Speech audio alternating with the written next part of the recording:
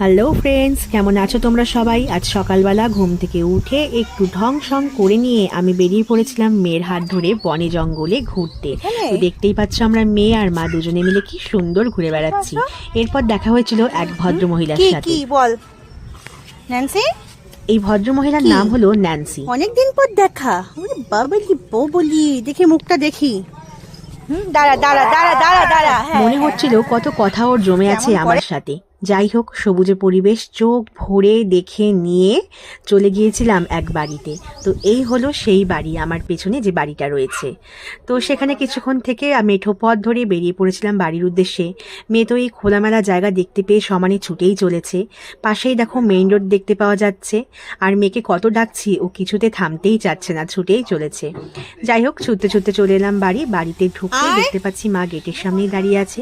মাকে দেখে মেয়ে তো আরও মহা খুশি, এখানেই খেলা শুরু করে দিল। আমি যেখানে থাকি সেখানে তো সারাদিন ঘরেই থাকে, তাই এখানে